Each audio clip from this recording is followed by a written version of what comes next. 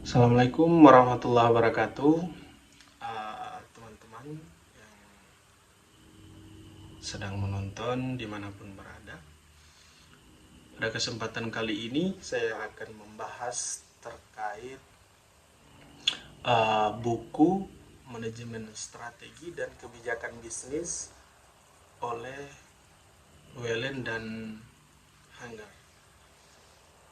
Jadi untuk pembahasan pertama, saya akan membahas terkait konsep dasar manajemen strategi. Konsep dasar manajemen strategi menurut buku dari Wellen dan Hanger itu mencakup beberapa elemen utama yang saling terkait untuk membantu organisasi bertahan dan berkembang di lingkungan yang dinamis dan tentunya kompleks.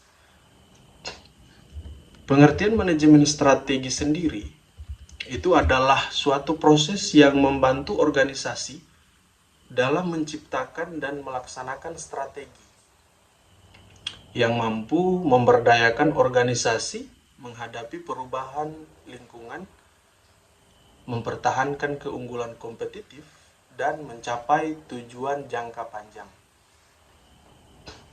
Dalam proses manajemen strategi, itu ada terdiri 4 elemen utama yang saling berinteraksi antara satu dengan yang lainnya. Nah, elemen yang pertama itu adalah terkait lingkungan eksternal atau biasa dikenal dengan general dan text environment. Nah, ini termasuk peluang dan ancaman. Artinya, di dalam suatu organisasi ada yang namanya peluang dan juga ancaman, baik itu dari dalam maupun juga dari luar. Nah, elemen yang pertama ini adalah lingkungan eksternal. Lingkungan eksternal bisa jadi ancaman dan bisa juga jadi sebuah peluang bagi suatu organisasi, tergantung situasi dan kondisionalnya. Nah, elemen yang kedua lingkungan internal. Lingkungan internal ini tentunya adalah yang ada di dalam organisasi atau perusahaan tersebut. Contohnya misalnya struktur dalam organisasi atau perusahaan tersebut, kemudian budaya di dalam organisasi atau perusahaan. Nah, setiap perusahaan atau organisasi itu memiliki struktur dan juga budaya. Nah, struktur ini yang dimaksud contohnya seperti ada sub-sub bidangnya.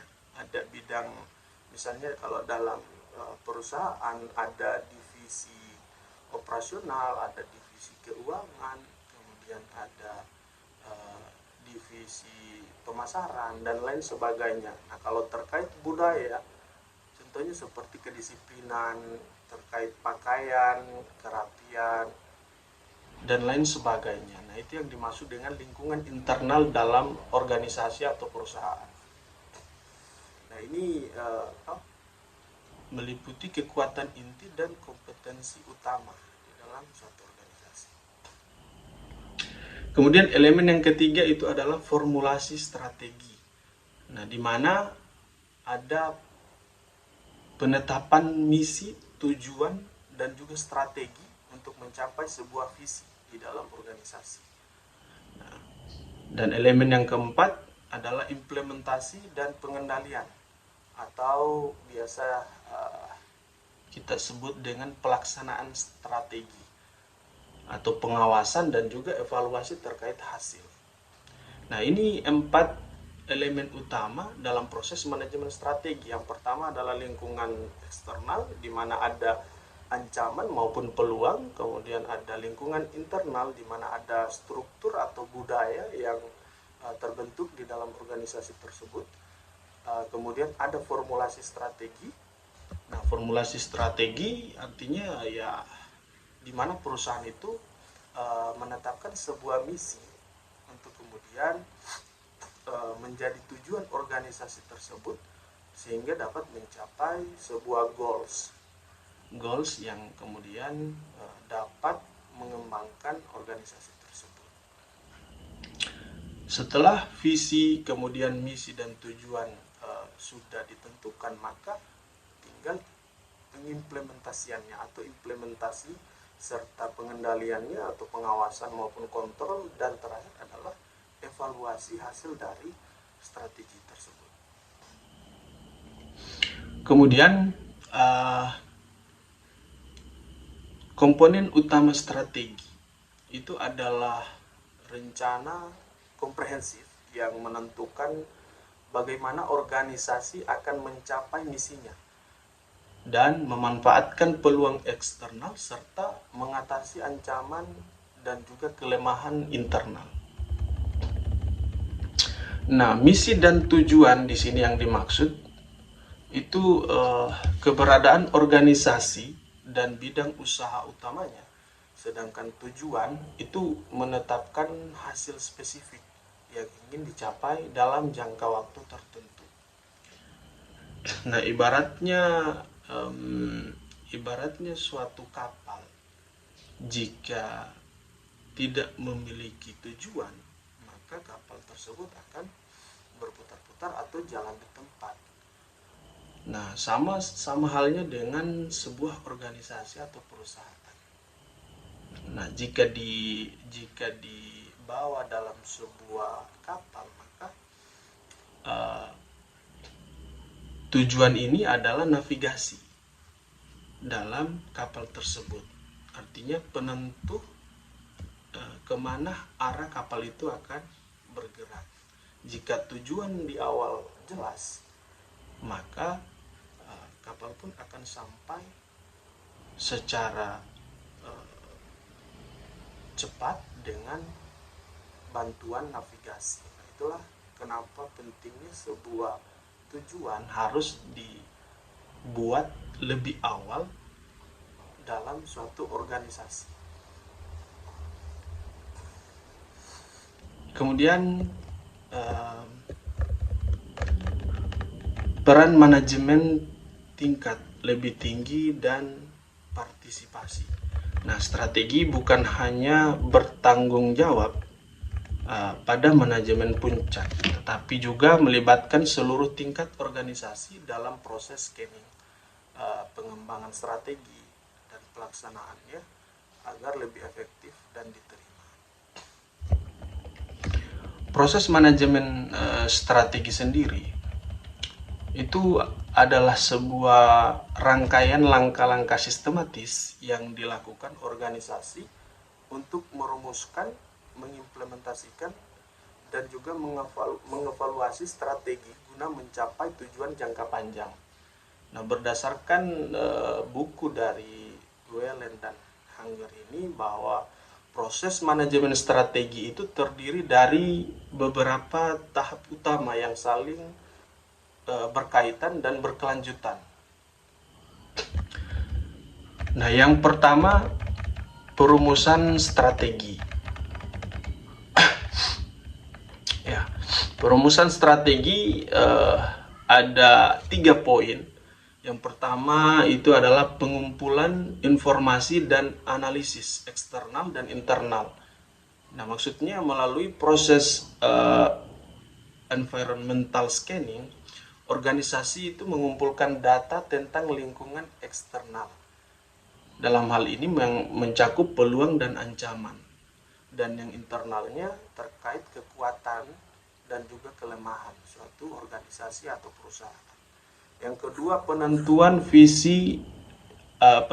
misi dan tujuan dalam organisasi, menetapkan alasan keberadaan organisasi dan hasil apa yang ingin dicapai. Nah, itu tadi, dalam membentuk suatu organisasi atau perusahaan tentunya harus jelas dulu apa tujuannya. Kemudian baru disusun misinya, setelah itu visinya. Nah, untuk berjalannya organisasi tersebut, maka hal tersebut harus dibuat lebih awal. Dalam hal ini adalah tujuan. Ketika kita sudah memiliki tujuan atau ketika suatu organisasi sudah menentukan tujuan, maka visinya harus jelas. Nah, ketika visinya sudah jelas, maka masuklah ke misi suatu organisasi untuk bagian dari pengimplementasian. Nah, kemudian yang ketiga, pengembangan strategi. Nah, menyiapkan rencana strategi yang sesuai dengan analisis dan tujuan seperti strategi korporasi, bisnis, dan fungsi. Yang kedua, implementasi strategi. Nah, dalam implementasi strategi ada 3 poin penting. Yang pertama adalah pengembangan program dan kebijakan. Menyusun program kerja seperti anggaran, prosedur selektif yang mendukung strategi. Yang kedua, pengorganisasian dan juga pengalokasian sumber daya. Nah, ini menyesuaikan struktur organisasi, budaya, serta sumber daya manusia, keuangan maupun teknologi agar selaras dengan strategi. Kemudian yang ketiga, pelaksanaan rencana. Pelaksanaan rencana dalam hal ini itu melaksanakan aktivitas sesuai dengan program yang telah dibuat dan mengadaptasi proses sesuai dengan kebutuhan. Kemudian yang ketiga, pengendalian dan evaluasi atau evaluasi dan kontrol. Nah, hal ini penting juga dalam organisasi, dalam manajemen strategi tentunya. Yang pertama itu ada monitoring kinerja.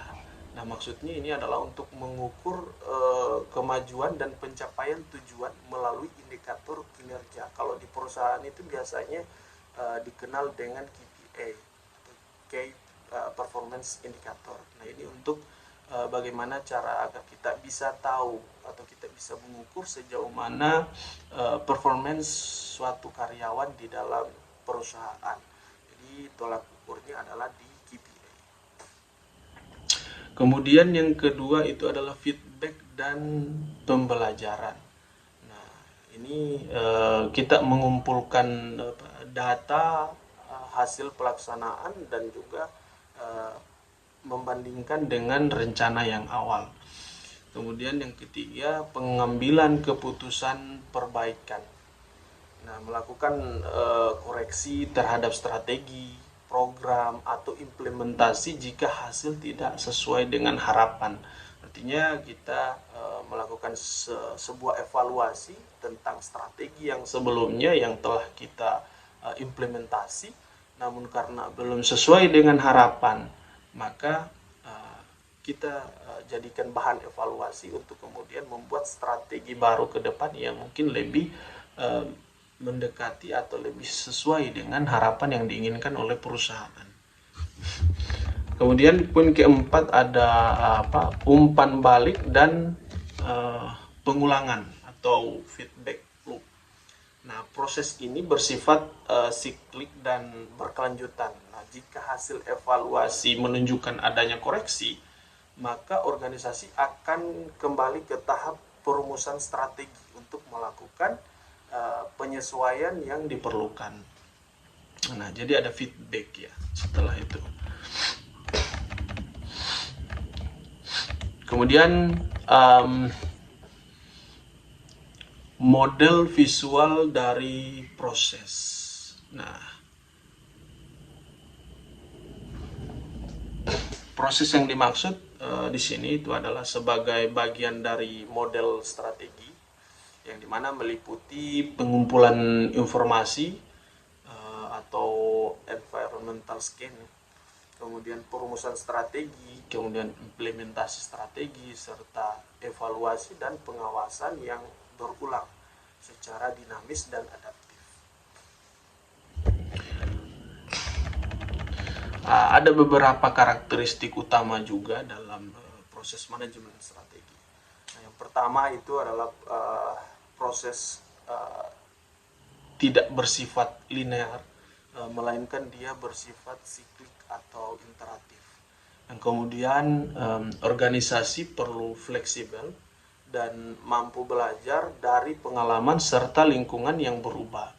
Yang ketiga itu melibatkan seluruh tingkat organisasi dan manajemen atas hingga seluruh bagian operasional.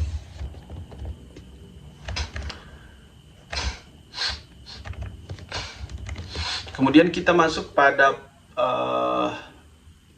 poin definisi dan ruang lingkup manajemen strategi. Nah, jadi ruang lingkup manajemen strategi itu meliputi beberapa unsur utama. Nah, yang pertama itu adalah analisis lingkungan internal. Nah, ini artinya adalah mengidentifikasi peluang dan ancaman yang berasal dari lingkungan eksternal. Nah, termasuk yang dimaksud itu adalah faktor ekonomi, kemudian politik, kemudian sosial, teknologi, dan industri.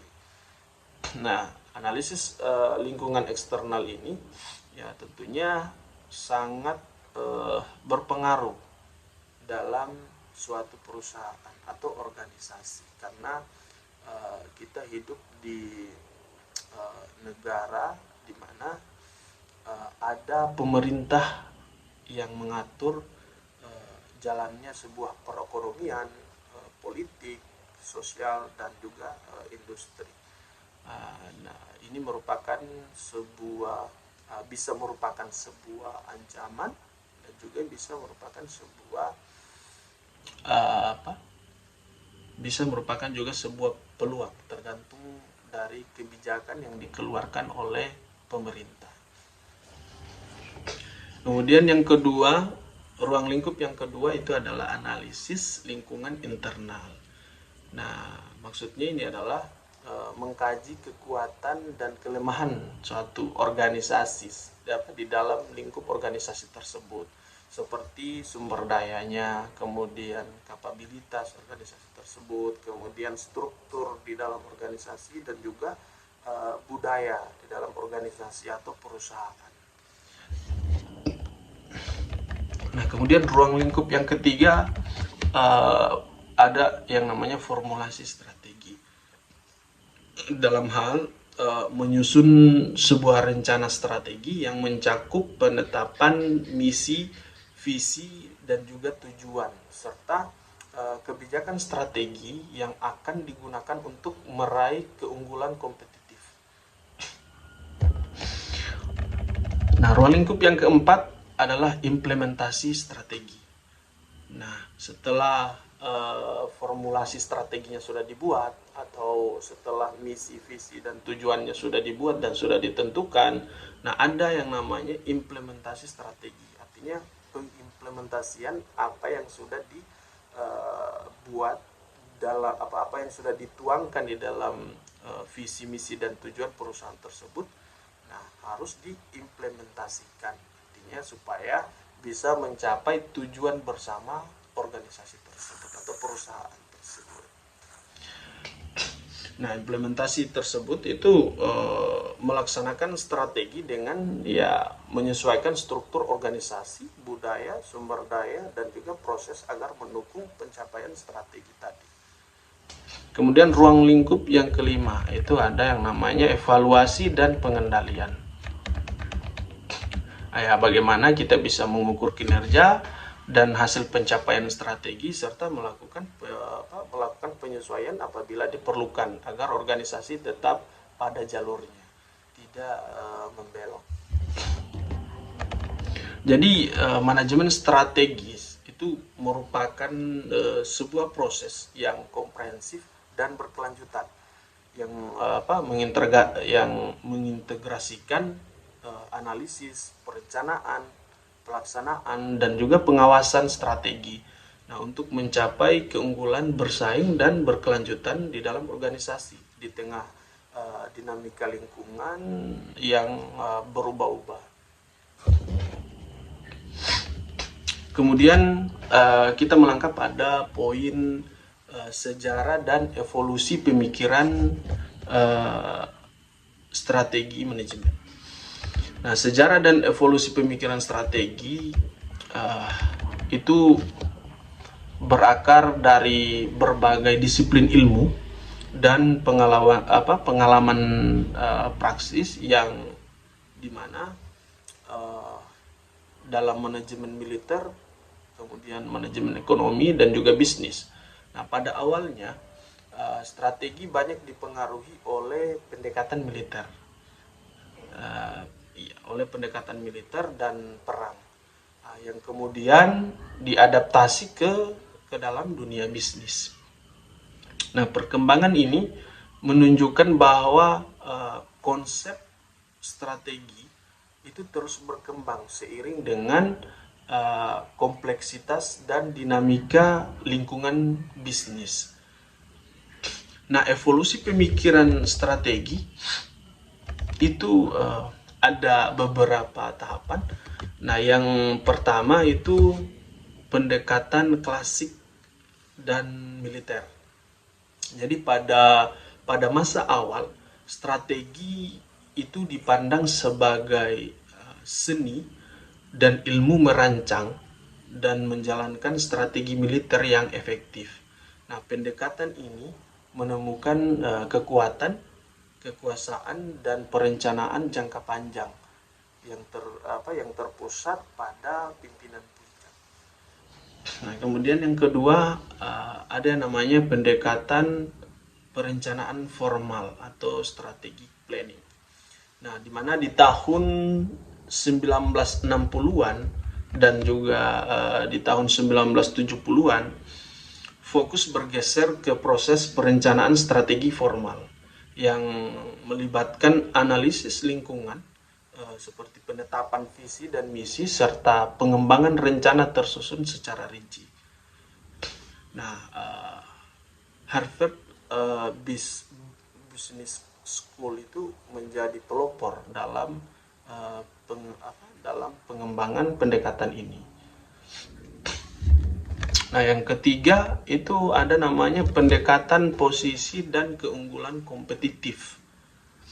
Nah, pada tahun 1980-an, Michael Porter itu memperkenalkan sebuah konsep analisis peluang dan ancaman melalui 5 kekuatan bersaing dan menekankan pentingnya posisi kompetitif dan keunggulan biaya serta diferensiasi dalam mencapai keberhasilan jangka panjang.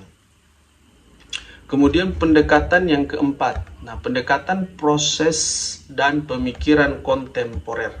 Nah, pada tahun 1990-an dan seterusnya, konsep organisasi belajar strategi sebagai proses dinamis yang terus berkembang serta pemikiran tentang strategi sebagai sebuah proses yang melibatkan semua tingkat organisasi secara iteratif, di mana pemikiran modern juga menekankan fleksibilitas, inovasi, dan adaptasi terhadap perubahan lingkungan yang cepat. Dan perkembangan yang terbaru, strategi itu sebagai plan emergency atau kemunculan yang direncanakan, di mana strategi tidak selalu sepenuhnya direncanakan dari awal, tetapi berkembang melalui proses debat, eksperimen, dan belajar dari sebuah lingkungan.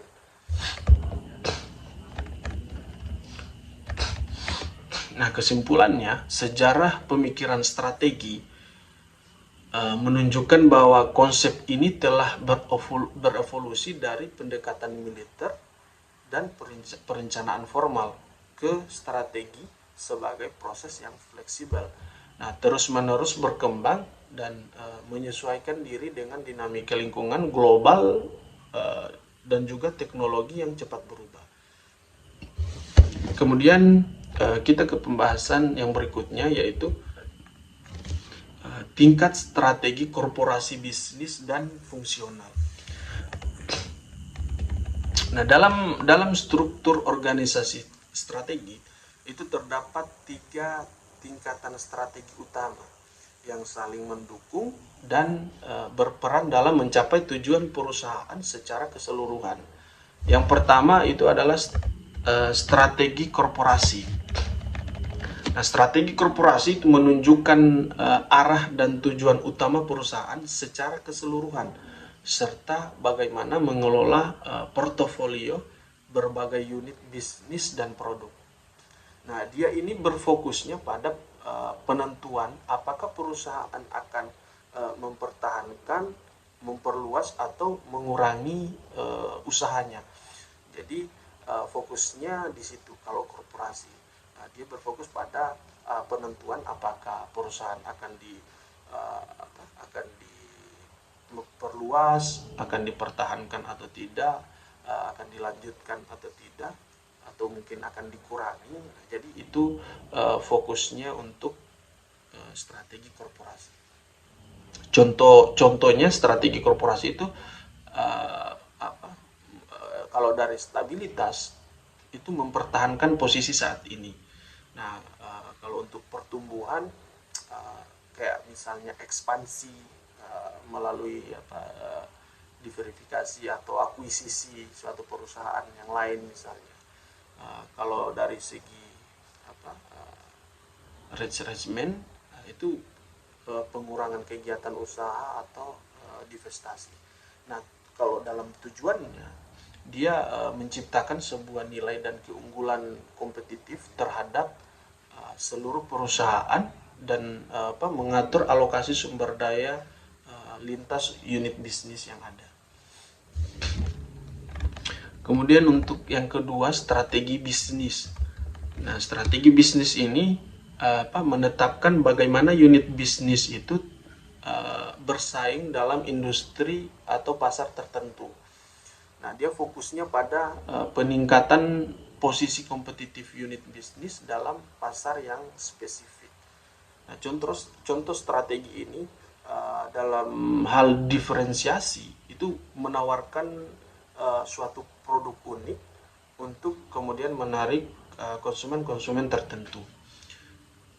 Nah, biaya biasanya biaya terendah yang diikuti. Nah, menjadi penyedia dengan biaya paling efisien. Kemudian kolaborasi dan analisis dan aliansi itu menggandeng mitra untuk memperkuat posisi. Jadi dia menggandeng mitra yang mana bisa memperkuat posisi pasarnya pada saat itu. Nah, tujuannya itu meningkatkan daya saing produk maupun layanan yang dilaksanakan di domain-domain tertentu. Kemudian yang ketiga ada namanya strategi fungsional. Nah, strategi fungsional ini strategi yang diambil oleh fungsi-fungsi operasional dalam organisasi seperti HRD, kemudian pemasaran, kemudian produksi, kemudian keuangan untuk mendukung strategi bisnis dan korporasi. Nah, dia fokusnya optimisasi sumber daya dan kompetensi di tingkat fungsi.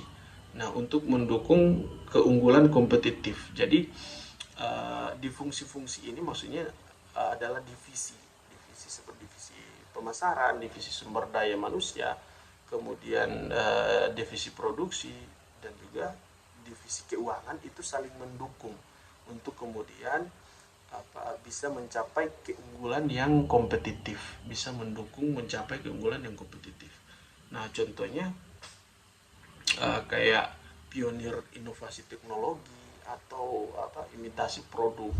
Nah, dalam pemasaran dia teknik pemasarannya itu pull, untuk menciptakan permintaan. Kemudian dalam hal produksi dia pengendalian biaya dan peningkatan efisiensi.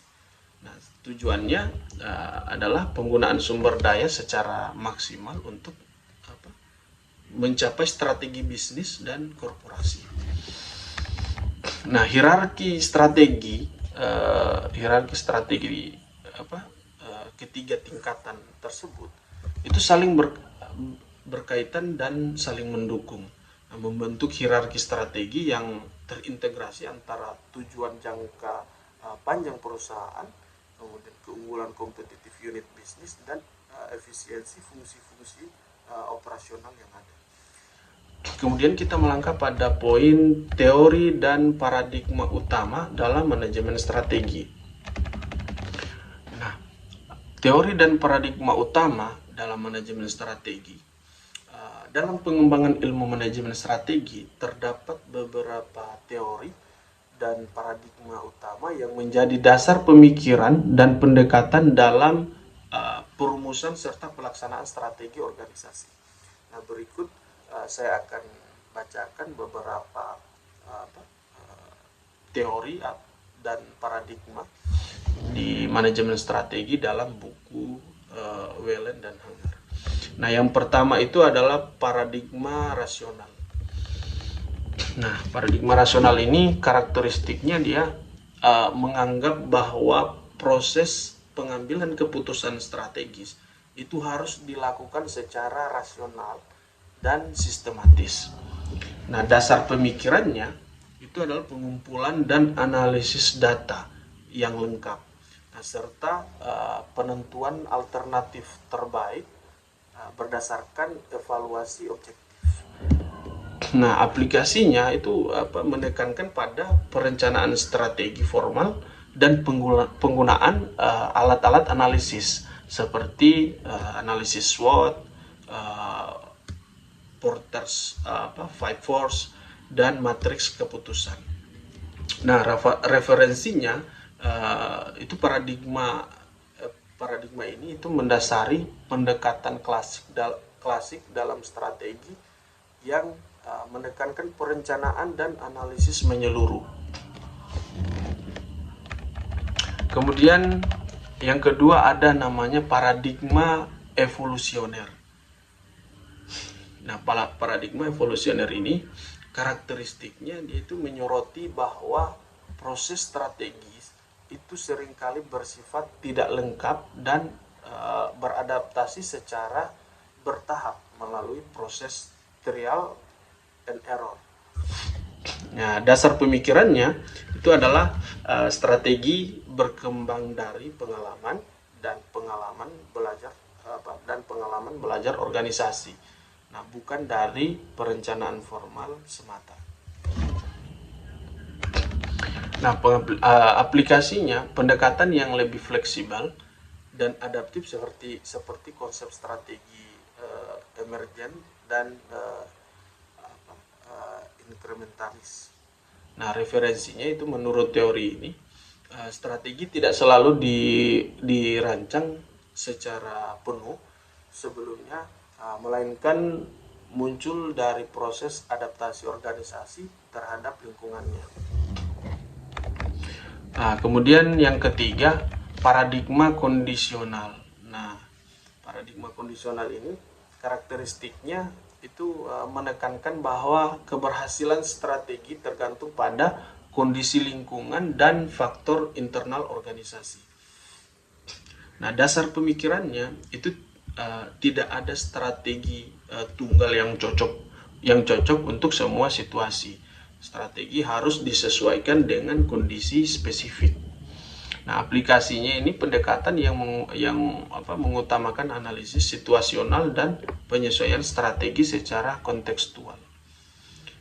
Referensinya, pendekatan ini itu menekankan bahwa strategi terbaik adalah yang paling sesuai dengan kondisi lingkungan dan sumber daya organisasi saat itu. Kemudian paradigma yang keempat itu adalah paradigma kompleks dan adaptif. Nah, karakteristiknya itu dia melihat organisasi sebagai sistem yang kompleks yang berinteraksi dinamis dengan lingkungannya. Nah, dasar pikirannya organisasi itu harus mampu beradaptasi dan belajar secara kontinu untuk bertahan dalam suatu lingkungan yang tidak pasti. Nah, aplikasinya itu menggunakan konsep organisasi belajar atau learning organization, inovasi berkelanjutan, dan manajemen perubahan. Referensinya adalah paradigma ini menjadi dasar dalam pendekatan modern seperti manajemen perubahan dan inovasi strategis sebagai jalan untuk bertahan dalam sebuah dunia bisnis. Kemudian paradigma yang kelima itu adalah paradigma sistem. Nah, karakteristiknya itu menganggap organisasi sebagai bagian dari sistem yang lebih besar berkaitan dengan lingkungan eksternal dan internal. Dasar pikirannya adalah perubahan suatu bagian dalam sistem itu dapat mempengaruhi bagian lain, dan strategi harus mempertimbangkan uh, hubungan yang ini. Nah, aplikasi pendekatan holistik dan sinkronisasi antar bagian dari organisasi serta penciptaan keselarasan strategis. Nah, referensinya itu menekankan pentingnya integrasi dan sinkronisasi dalam proses perencanaan dan implementasi strategi.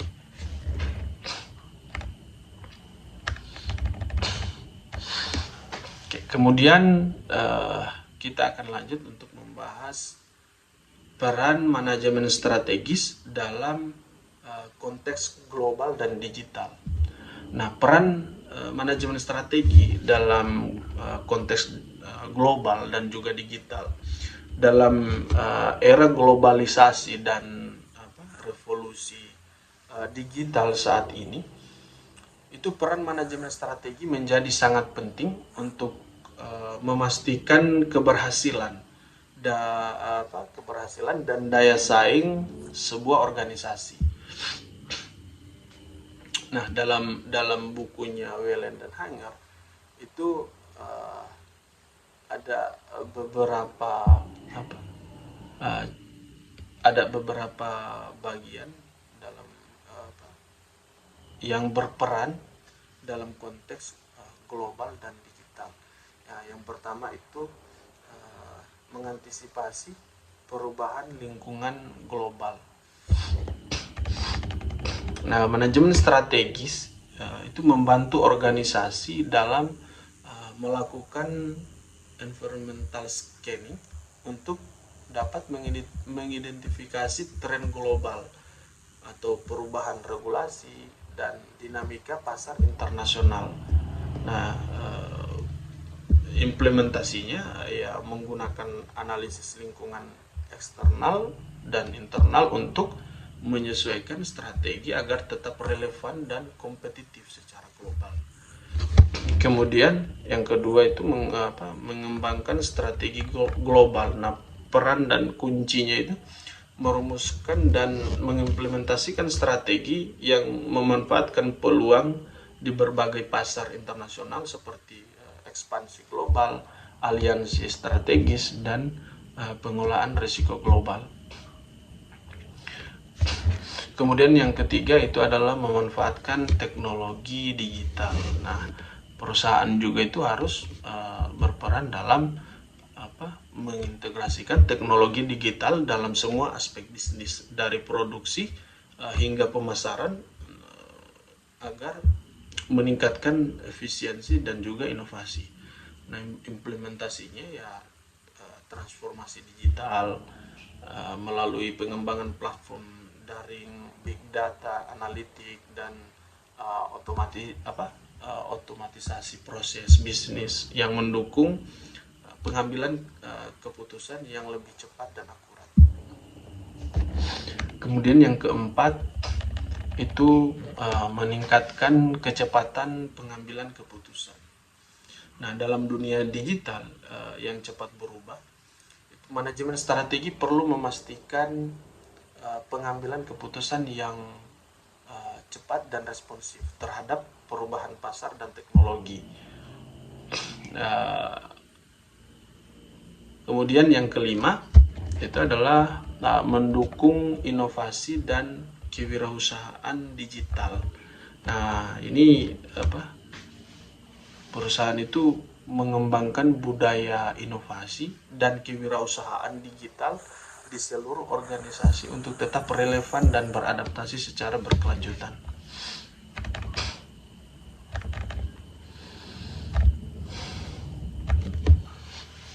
Baik, ya itu saja yang bisa kita bahas pada kesempatan kali ini. Mudah-mudahan bisa bermanfaat untuk kita semua dan kita bisa sama-sama belajar.